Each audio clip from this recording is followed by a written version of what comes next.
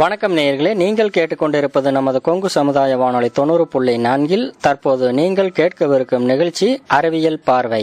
இந்திய அரசாங்கத்தின் அறிவியல் தொழில்நுட்பத்துறை எனும் டிபார்ட்மெண்ட் ஆஃப் சயின்ஸ் அண்ட் டெக்னாலஜியால் நிறுவப்பட்ட விஞ்ஞான் பிரசார் மற்றும் தமிழ்நாடு அறிவியல் மற்றும் தொழில்நுட்ப மையத்தின் அறிவியல் பலகை இணைந்து வழங்கும் அறிவியலை பற்றி ஆக்கப்பூர்வமாக கூறும் நிகழ்ச்சி அறிவியல் பார்வை.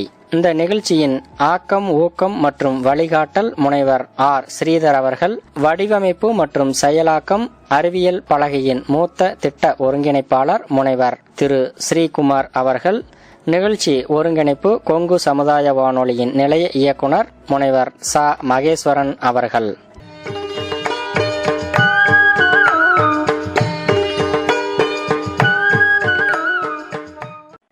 நேயர்களே, இன்றைய அறிவியல் பார்வை நிகழ்ச்சியில் நீங்கள் கேட்கவிருக்கும் நிகழ்ச்சியானது எழில் குஞ்சுகிற இமயத்திலிருந்து முக்கடல் சங்கமிக்கிற குமரி வரை இருக்கக்கூடிய அனைவரின் இதயங்களிலும் உள்ளங்களிலும் இல்லங்களிலும் எண்ணங்களிலும் வாழ்ந்து கொண்டிருக்கக்கூடிய முன்னாள் குடியரசுத் தலைவர், எந்நாளும் இளைஞர்களுடைய எழுச்சி நாயகனாக இருக்கக்கூடிய அப்துல் கலாம் ஐயா அவர்களுடைய நினைவு நாளானது ஜூலை 27. அதனை முன்னிட்டு தமிழகத்தைச் சேர்ந்த விஞ்ஞானி மற்றும் அறிவியல் எழுத்தாளர் ஸ்ரீஹரிகோட்டாவில் சதீஷ் தவான் விண்வெளி மையத்தில் முதல் நிலை விஞ்ஞானியாக பணியாற்றி ஓய்வு பெற்று 200க்கும் மேற்பட்ட அறிவியல் சார்ந்த புத்தகங்களை எழுதியிருக்கிறார். நமது ஏவுகணை நாயகர் கலாம் ஐயா அவர்களோடு நெருங்கிய தொடர்பில் இருந்தவரும் நெல்லையை சேர்ந்த விஞ்ஞானியுமான திரு சு. முத்து அவர்களுடன் ஒரு கலந்துரையாடல் உடன் உரையாடுகிறார் நமது நிலைய மூத்த அறிவிப்பாளர் பாலசுப்ரமணியம் பொன்னுச்சாமி.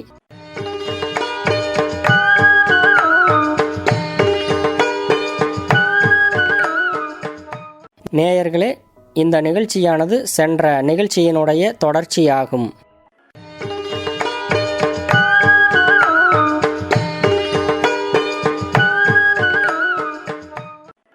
சரிங்க, நீங்க இந்த இலகுரக விமானம் அப்படின்னு சொல்லும் போதுங்க ஐயா, எனக்கு இன்னொன்று ஞாபகத்துக்கு வருதுங்க. மாற்றுத்திறனாளிகளுக்கு அப்துல் கலாம் ஐயா அவர்கள் எடை குறைந்த செயற்கைக்கால் தயாரித்து வழங்கினாருங்க ஐயா. அதை ஒரு மூத்த அறிவியல் அறிஞராக நீங்க சொன்னா நம்ம நேயர்களுக்கு நல்லா இருக்குன்னு நான் நினைக்கிறேங்க ஐயா.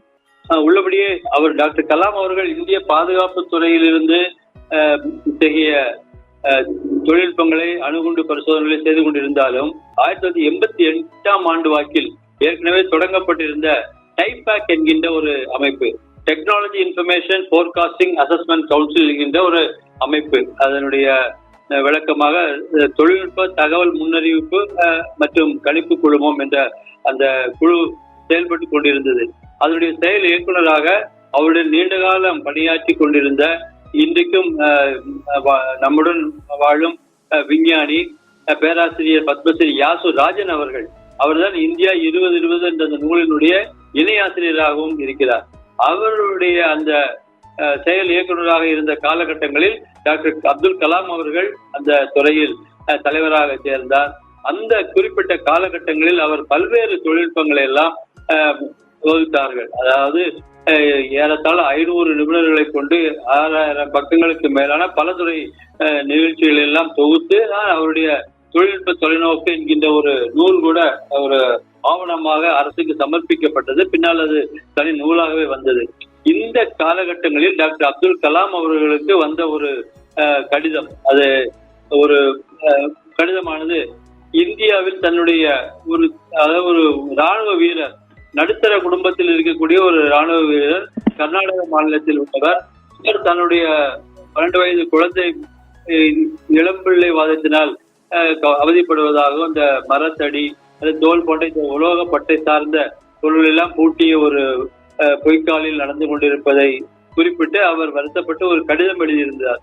அந்த கடிதத்தை படித்த டாக்டர் கலாம் அவர்கள் இதை விட எடை குறைந்த வலுவான கால்களை நாம் வடிவமைக்கலாமே என்று ஒரு திட்டத்தையும் அவர் தகப்பனாரிடம் தெரிவித்ததை போல அந்த பயன்படுத்தி கொண்டிருந்த 4.5 கிலோகிராம் எடை கொண்ட அந்த காலுக்கு அந்த பொய்க்காலுக்கு பதிலாக ஏற்கனவே ராக்கெட் தொழில்நுட்பத்தில் பயன்படுத்தப்படுகின்ற பல பொருட்கள் இருக்கின்றன.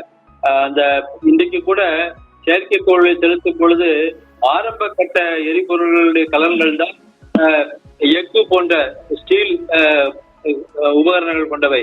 ஆனால் மேலே செல்ல செல்ல எடை குறைந்த வலுமிக்க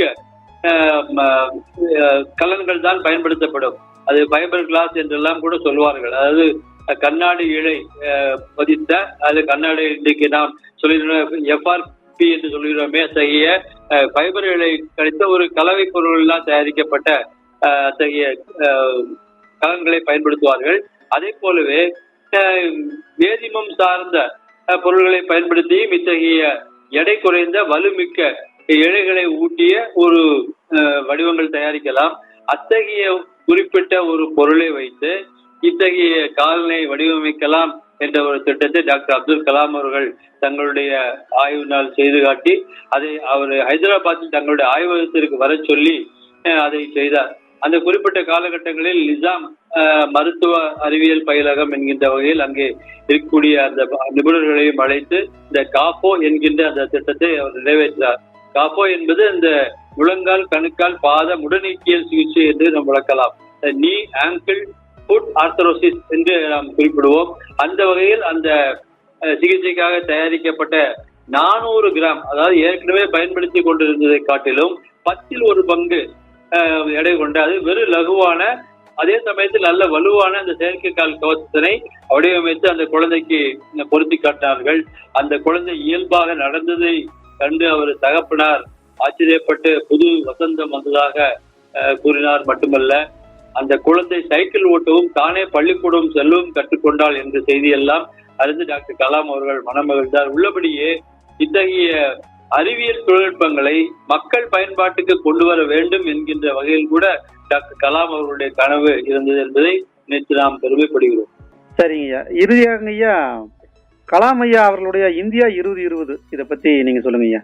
நான் ஏற்கனவே குறிப்பிட்டது போல இந்த டைபாக் என்கின்ற அந்த அமைப்பு, technology information forecast assessment council என்கின்ற அந்த அமைப்பு செயல்பட்டு கொண்டிருந்தாலும் டாக்டர் கலாம் அவர்கள் அதில் சென்ற பிறகுதான் அதில் பல்வேறு செயல் திட்டங்களை உருவாக்க வேண்டும் என்று முனைப்புடன் செயல்பட்டார். அதனுடைய முயற்சியாகத்தான் பல்வேறு நிலைகளில் அவர் கிராமங்களுக்கெல்லாம் செல்லும் பொழுது குழந்தைகளிடம் பலரிடமும் உரையாடும் பொழுதெல்லாம் கேட்பார். அந்த கேள்விகளின் விடையாகத்தான் ஏன் இந்தியா ஒரு ஏழை நாடு என்று பார்த்து நாம் திரும்ப திரும்ப பாடிக்கொண்டிருக்கின்றோம். நம்மிடம் பல இயற்கை வளங்கள் இருக்கின்றன, நம்ம பல உலோகங்கள் எல்லாம் செழிப்பாக இருக்கின்றன. அத்தகைய நிலைகளை கொண்டு நாம் ஏன் ஒரு வளர்ந்த நாடாக மாறக்கூடாது, தற்சார்புடைய சுயசார்புடைய ஒரு நாடாக மாறக்கூடாது என்ற வகையில் தான் அவருடைய அந்த இந்தியா 2020 என்ற அந்த கனவு திட்டத்தை அவர் தொகுப்பாக அரசுக்கும் அளித்தார். அதையே 2002 ஜூன் 1ஆம் தேதி மொழிபெயர் ஆங்கில நூலையுடைய மொழிபெயர்ப்பாக்கமாக வெளியிடவும் செய்தார்கள். அந்த மொழிபெயர்ப்பு செய்தது டாக்டர் அப்துல் கலாம் அவர்களுடன் நேரடியாக உரையாடி நானே செய்தேன் என்பதில் நினைத்து பார்க்கின்றேன். அந்த நூல் 2002 ஜூன் 1ஆம் தேதி சென்னையில் உள்ள தேவநேய பாவனர் மாவட்ட நூலக மைய அரங்கில் தான் அது வெளியிடப்பட்டது. அந்த நூல் டாக்டர் கலாம் அவர்கள் சொன்ன செய்திகள் 12 அத்தியாயங்கள் கொண்ட அந்த நூல். அதில் 2020ஆம் ஆண்டு இந்தியா வளர்ந்த நாடாகும் என்று குறிப்பிடும் பொழுது நாம் பொதுவாக வல்லரசு என்கின்ற வார்த்தையை பொதுவாக பயன்படுத்தி விடுகின்றோம். அந்த வல்லரசு என்ற சொல்லாட்சி வரும் பொழுது நாம் ஏதோ ஒரு வலிமையான வன்மையான அரசு என்ற நிலையில் கூட அதை பலர் விமர்சனம் செய்வதை நான் கேட்டிருக்கின்றேன். அத்தகைய நிலை அல்ல. நாம் நம்மிடம் உள்ள வளங்களை பயன்படுத்தி அதற்கான தொழில்நுட்பங்களை வகுத்து தன்னிறைவு பெற வேண்டும். நாம் நமக்கான தேவைகளை நாமளே நிறைவு செய்து கொள்ள வேண்டும் வகையில் தன்னிறைவு பெற வேண்டும். பிறரிடம் கையேந்தி இருக்காமல் தன்னிறைவு பெற வேண்டும். அத்தகைய தன்னிறைவு நிலை வரும்பொழுது தற்சார்பு நிலை வரும். நாம் நம்மையே சார்ந்திருக்கிறோம் என்ற நிலை வரும். அதுவே நமக்கான ஒரு தற்காப்பாகவும் அமையும். மற்ற நாடுகளை நம்பாமல் நமக்கு நாமே தயாரித்து நம்மை நாமே காத்துக் கொள்ளலாம் என்கிற நிலை உருவாகும். அத்தகைய ஒரு அருமையான ஒரு தொலைநோக்கு திட்டத்தை தான் டாக்டர் அப்துல் கலாம் அவர்கள் அந்த நூல் வழியாகவும் அவருடைய தொலைநோக்கின் வழியாகவும் சிந்தித்தார் என்பதை நினைத்து பார்க்கின்றேன். அது மட்டுமல்ல, அவர் குறிப்பிடும் போது சொல்வார், நமக்கு முதலாவது ஒரு தொலைநோக்கு ஒன்று இருந்தது. சுதந்திரத்திற்கு முன்னால் இருந்த அந்த தொலைநோக்கு என்பது விடுதலை பெறுவதை மட்டும்தான் நோக்கமாக கொண்டிருந்தது. இன்று 2வது லட்சிய நோக்கு என்பது நாம் ஒரு வளர்ந்த நாடாக வளர வேண்டும் என்பதைத்தான் ஒரு தொலைநோக்காக கொள்ள வேண்டும் என்று அவர் அது இந்த நூலில் வலியுறுத்தி கூறுகின்றார். அதற்கான 12 அத்தியாயங்கள் எல்லாம் நாம் முழுமையாக படித்தால் பல்வேறு புள்ளி விவரங்கள் ஏறத்தாழ 6,000 பக்கங்களுக்கு மேற்கொண்ட ஒரு ஆவணங்களுடைய சுண்ட காட்சிய ஒரு நூலாகத்தான் அந்த நூல் இடம்பெறுகின்றது. அந்த நூலில் அவர் குறிப்பிடுகின்ற 5 முக்கிய செய்திகளை மட்டும் நான் இங்கு எடுத்துக் கூறலாம் நினைக்கின்றேன். குறிப்பாக 5 துறைகள். நான் கூட அந்த நூல் வெளியீட்டின் போது டாக்டர் கலாம் அவர்கள் மேடையில் இருக்கும் பொழுது ஒய்.எஸ். ராஜன் அவர்களும் இருந்தார்கள். மேடையில் சுந்தரமூர்த்தி ஐயா அவர்கள், இன்று பேராசிரியர் சுந்தரமூர்த்தி ஐயா அவர்கள் இருந்தார்கள். ஆக அந்த நிலையில் நான் ஒரு உரையாடலின் போது சொன்னேன், இந்திய திருநாடு என்பது ஒரு முதன்முறையாக ஒரு விஞ்ஞானின் கையில் ஒப்படைக்கலாம் என்று சொன்னதோடு மட்டுமல்லாமல், காந்திஜியினுடைய சத்திய சோதனை என்பது அன்றைய நிகழ்கால இந்தியாவாக இருந்தாலும், ஜவஹர்லால் நேருடைய டிஸ்கவரி ஆஃப் இந்தியா என்பது கடந்த கால இந்தியாவாக இருந்தாலும், டாக்டர் அப்துல் கலாம் அவர்களுடைய இந்தியா 20 என்பது எதிர்கால இந்தியா என்ற செய்தியை அதில் குறிப்பிட்டேன். அந்த செய்தியில் அவர் சொல்லுகின்ற ஒரு பஞ்சசீல கொள்கை என்றுதான் நான் அதை வரையறுக்கின்றேன். 5 முக்கிய செய்திகளை அவருடைய 12வது அத்தியாயத்தில் கனவு நனவாக என்ற ஒரு திட்டமாக அதில் தொகுத்து கூறுகின்றார். அந்த குறிப்பிட்ட பகுதியில் சில பக்கங்கள் அந்த குறிப்பிட்ட காலகட்டத்தில் தமிழ்நாடு அரசின் 9ஆம் வகுப்பு பாடத்திட்டத்திலும் கட்டுரையாக இடம்பெற்றதை நினைத்து பார்க்கின்றேன். அந்த நிலையில் அவருடைய முதல் தகவல் என்பது வேளாண்மையும் உணவு பதப்படுத்தலும். நாம் எந்த நாட்டுக்கும் வீட்டுக்கும் சரி, முதலில் வயிற்றுக்கு சோறிட வேண்டும் என்ற வகையில்தான். அந்த வகையில் வேளாண்மையும் உணவு பதப்படுத்தலும் அது நாம் சார்ந்த இடங்களை சார்ந்துதான். நம்முடைய வீட்டு பக்கமாகவே வேளாண்மையும் வயல்களும் இருந்து நமக்கு நாமே தேவைக்கான உணவுப் பொருட்களை தயாரித்து பத்திரப்படுத்தி பாதுகாத்து அதை வளப்படுத்திக் கொள்ள வேண்டும் என்ற வகையில் தான் அதை குறிப்பிடுகின்றார். ஆக வேளாண்மையும் உணவு பதப்படுத்தலும் என்ற வகையில். 2வதாக கல்வியும் சுகாதாரமும். நாம் வாழ்கின்ற ஊர்களில் அந்தந்த பகுதிகளில் தெருத்தோறும் கல்வி கூடங்கள் வருவதும், அதனால் மாணவர்களும் பெற்றோர்களுக்கும் குழந்தைகளுக்குமே அது ஒரு இணக்கமான ஒரு சூழலை உருவாக்கும் என்பதும், ஒரு அறிவு சூழலை உருவாக்கும் என்பதும் அவருடைய கனவு திட்டம் என்பது நான் இப்போது நினைத்து பார்க்கின்றேன். அது மட்டுமல்ல, சுகாதாரம் என்பதும் அதோடு ஒட்டித்தான் இருக்க வேண்டும். நல்ல மாணவர்கள், நன்றாக படிக்கின்ற மாணவர்கள் நல்ல ஆரோக்கியமாகவும் இருக்க வேண்டும். ஏனென்றால் படித்து ஆரோக்கியம் இல்லாத மாணவனாலும் பயனில்லை, படிக்காமல் நல்ல ஆரோக்கியத்துடன் சுற்றித் திரிந்து கொண்டிருந்தாலும் பயனில்லை. ஆக கல்வியும் சுகாதாரமும் சேர்ந்தே இருக்க வேண்டும் என்பதைத்தான் டாக்டர் கலாம் அவர்களுடைய 2வது குறிப்பாக நோக்கமாக அதில் நூலில் வலியுறுத்துகின்றார். 3வதாக உள்கட்டமைப்பு சார்ந்த செய்திகள். உள்கட்டமைப்பு என்பது நாம் நாட்டிலும் வீட்டிலும் சரி நமக்கு தேவையான அடிப்படை உள்கட்டமைப்புகள். அது மின்சாரம் சார்ந்த செய்திகளாக அமையலாம், வேறு தகவல் தொழில்நுட்பம் சார்ந்த செய்திகளாக அமையலாம். ஆக அந்த வகையில் உள்கட்டமைப்பு சார்ந்த செய்திகளை நாம் வலுப்படுத்திக் கொள்ள வேண்டும் என்று விரும்புகின்றார். 4வதாக தகவல் தொழில்நுட்பம் சார்ந்த செய்திகளில் குறிப்பிடும் பொழுது பொருளாதாரம் சார்ந்த செய்தியும் அதனுடன் இணைந்தே வருகின்றது. நாம் நம்முடைய நாட்டிற்கான பொருளாதாரத்தை நமக்கு நாமே வகுத்துக் கொள்ள வேண்டும்.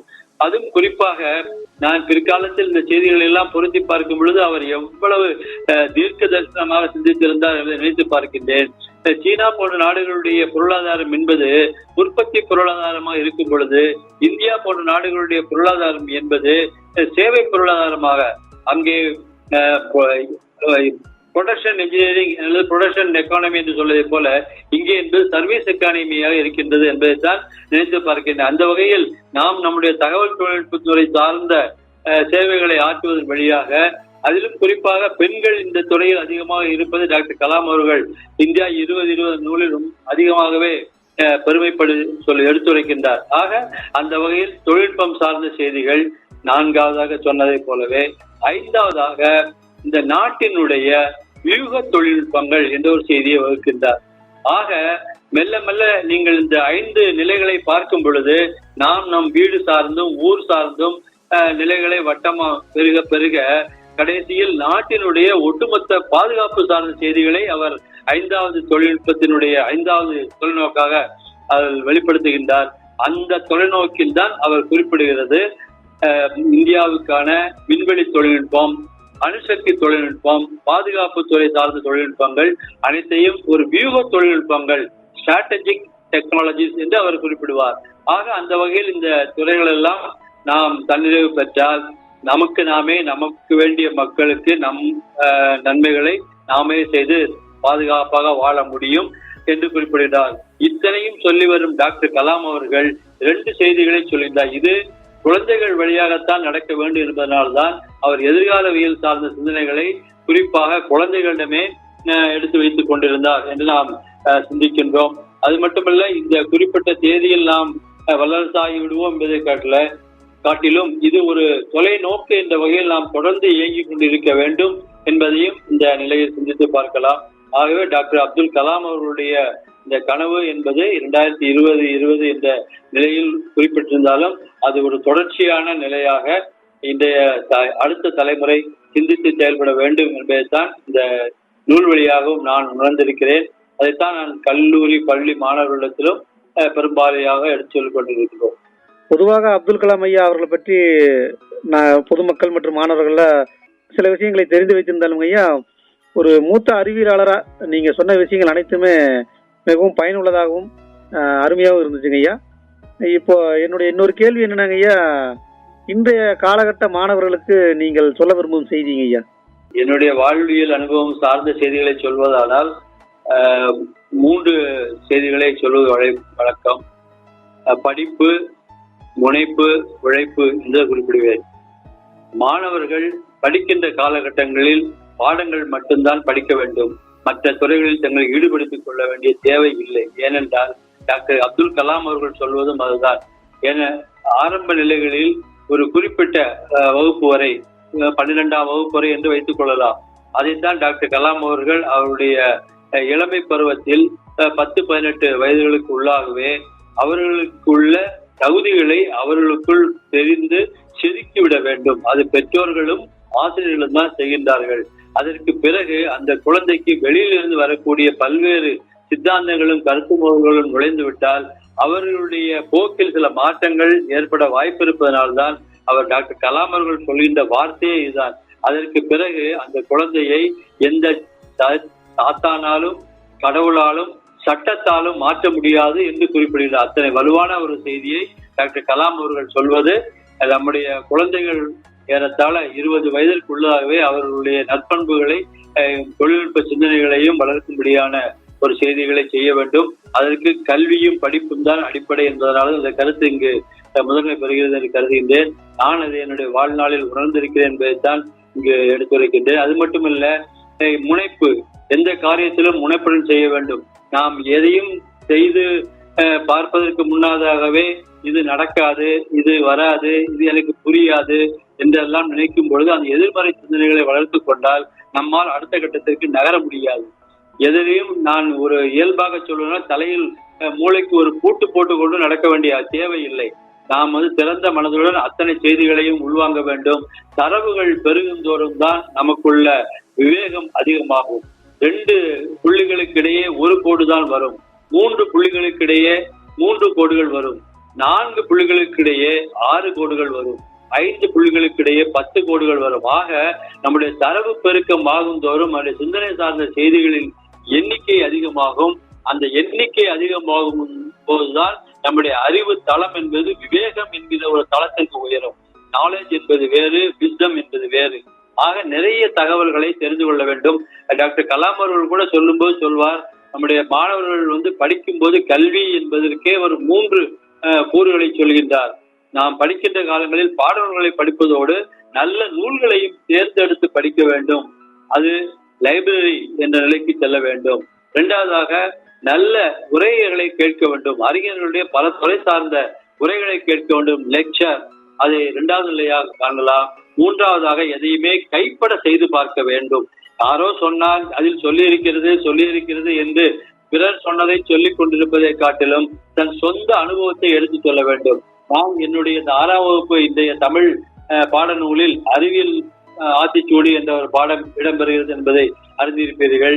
அறிவியல் சிந்தனைகள், ஆய்வில் மூழ்கு, இயன்றவரை புரிந்துகொள், ஈடுபாட்டுடன் அணுகு என்ற வகையில் நான் ஔஷதமாம் அனுபவம் என்றுதான் குறிப்பிட்டிருந்தேன். அனுபவம் சார்ந்த செய்திகளை எடுத்து சொல்லுங்கள். அவர் சொன்னார், இவர் சொன்னார் என்று சொல்லிக் கொண்டிருப்பதை காட்டிலும் உங்கள் அனுபவம் என்ன என்பதை சொல்லும் பொழுது அது நம்பகத்தன்மை உடையதாக இருக்கும். அது மட்டுமல்ல, தரமானதாகவும் அமையும் என்ற வகையில் தான் அவர் உரைகளையும் சொல்வதை போலவே தன் கைப்பட செய்து பார்க்க வேண்டும். பாடங்களை எழுதி படிக்க வேண்டும் என்ற நிலையில் நான் என்னுடைய அனுபவத்தை உணர்ந்திருக்கின்றேன். இந்த 3வது நிலை என்பது லெபார்டரி என்று வைத்துக் கொள்ளலாம். ஆக லெக்சர் அல்லது லைப்ரரி, லெக்சர், லெபார்டரி ஆக இந்த 3 நிலைகளைத்தான் கல்வியினுடைய 3 கூறுகளாகவும் நான் இன்று கவனிக்கலாம். ஆக இந்த 3 துறைகளில் நமக்கு முனைப்பு வேண்டும்.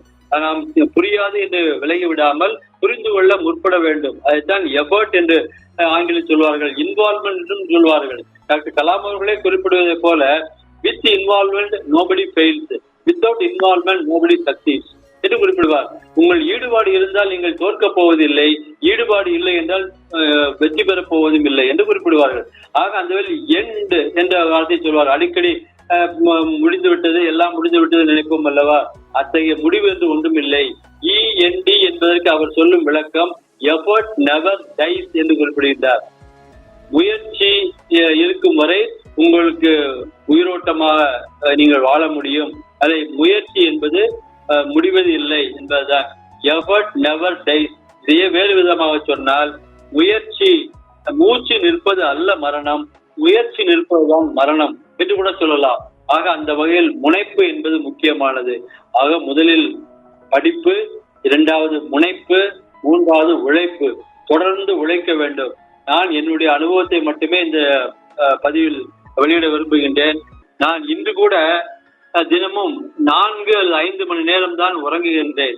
அந்த நிலையில் தொடர்ந்து உழைக்க வேண்டும். ஒரு நண்பர் கூட என்னிடம் கேட்டார், நீங்கள் இத்தனை நூல்கள் எழுதியிருக்கிறீர்கள், இத்தனை பள்ளி கல்லூரிகளுக்கு செல்கிறீர்கள், எல்லாம் நடக்கிறது என்றால் நீங்கள் எத்தனை மணி நேரம் உழைப்பீர்கள் என்று கேட்டபொழுதுதான் சொன்னேன், நான் சாதாரண நாளில் எனக்கு ஏறத்தாழ 20 மணி நேரம் மொத்தம் கிடைக்கின்றது என்று சொல்வேன். 4 அல்லது 5 மணி நேரம் தான் நான் உறங்குகிறேன். இந்த நிலையில் உழைப்பு என்பது தொடர்ந்து இருக்க வேண்டும். ஏனால் எந்த காரியத்தையும் நாளைக்கு என்று ஒத்தி போடாதீர்கள். Defer not till tomorrow to be wise, tomorrow's sun to thee may never rise என்று குறிப்பிடுவார்கள். எந்த செய்தியையும் நாளைக்கு என்று ஒத்தி போடாமல் அன்றன்றைக்கு முடித்து விட்டால் நம்முடைய வேலைப்பழு உழைப்பு முக்கியம்.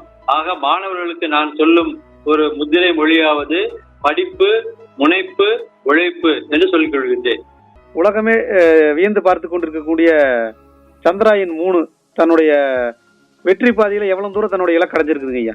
சந்திராயனுடைய திட்டம் என்பது தொடங்கிய காலகட்டத்தில் இருந்து ஒரு 40 அல்லது 45 நாட்களில் நிலவினுடைய சுற்றுவட்ட பாதையை சென்று அடையும். இப்பொழுது அது ஒவ்வொரு நிலைவட்ட பாதையில் உயர உயர சென்று கொண்டிருக்கின்றது. முதல் தடவையாக ஒரு நீள்வட்ட பாதையில் இருக்கும். சில நாட்களின் பிறகு அதனுடைய உயர்வட்ட பாதை, அதனுடைய வளைவு சுற்றுப்பாதை, நீள்வட்ட பாதை என்பது அடுத்த கட்டமாக உயரும். அத்தகைய 3 நிலைகளை தாண்டி 4ஆம் நிலைக்கு உயர்ந்து கொண்டிருக்கின்றது. இத்தகைய 5 நிலைகளை தாண்டிய பிறகு அது நம்முடைய புவி ஈர்ப்பு விசையிலிருந்து விடுபட்டு நிலாவுடைய ஈர்ப்பு விசை சார்ந்த ஒரு நீள்வட்ட பாதைக்குள் சென்றுவிடும். அந்த நீள்வட்ட பாதையில் சுற்றி கொண்டிருக்கும் அந்த நம்முடைய சந்திரயான் விண்கலம் மெல்ல மெல்ல அதனுடைய சுற்றுவட்ட வேகத்தை குறைத்து 100 கிலோமீட்டர் உயரத்திற்கான ஒரு சுற்றுவட்ட பாதையில் வரும்பொழுதுதான் அதனுடைய இறுதி தரையிறங்குகின்ற முயற்சி என்பது வரும். ஆக அந்த நிலையில் இந்த பயணம் என்பது தொடர்ந்து நடைபெற்றுக் கொண்டுதான் இருக்கின்றது. இதுவரை அதனுடைய பயணம் வெற்றி பயணமாக இருக்கின்றது. ஏறத்தாழ இதற்கு 2019ஆம் ஆண்டில் நடைபெற்ற சந்திரயான் 2 பயணத்திலும் இத்தகைய காலகட்டங்கள் வெற்றி பயணமாகத்தான் அமைந்தன. அதன் இறுதிக்கட்ட நிலையில் வந்த ஒரு தொழில்நுட்ப கோளாறு மட்டுமே அது காரணமாக அமைந்ததனால் இந்த முறை அதில் அந்த தொழில்நுட்ப கோளாறுகளை எல்லாம் திருத்திய வகையிலும் அது இடம்பெறுகின்ற திரவ எரிபொருள் சார்ந்த உந்து கலன்களை அதில் எண்ணிக்கையை மாற்றியும் அதனுடைய செயல்பாட்டு திறன்களை கூட்டியும் இறங்கக்கூடிய அதனுடைய கால்களினுடைய வலுவை கூட்டியும் பல்வேறு மாற்றங்களை செய்திருக்கின்றார்கள். அது மட்டுமல்ல, அது இறங்க வேண்டிய நிலத்தை தேர்ந்தெடுப்பதும் அது இறங்கும் பொழுது வரக்கூடிய வேகத்தை கணிப்பதற்கும் பல்வேறு லேசர் உபகரணங்களும் அதில் இடம்பெறுகின்றன. ஆக இன்று புதிய நவீன தொழில்நுட்பங்களின் ஒரு முயற்சியாகத்தான் இந்த பயணம் அமைகின்றது. இது நிச்சயமாக ஒரு வெற்றி பயணமாக அமையும் என்று நாம் எதிர்பார்க்கிறோம். சரிங்கய்யா, நீங்க உங்களுடைய பொன்னான நேரத்தை எங்களுடைய நேயர்களுக்காகவும் மாணவர்களுக்காகவும் செலவழித்து உங்களுடைய நீண்ட நெடிய அறிவியல் அனுபவத்தை வழங்கியதுக்காக மிக்க கொங்கு சமுதாய வானொலி சார்பாக மிக்க நன்றிங்க ஐயா. நன்றி, வணக்கம். நன்றிங்க ஐயா.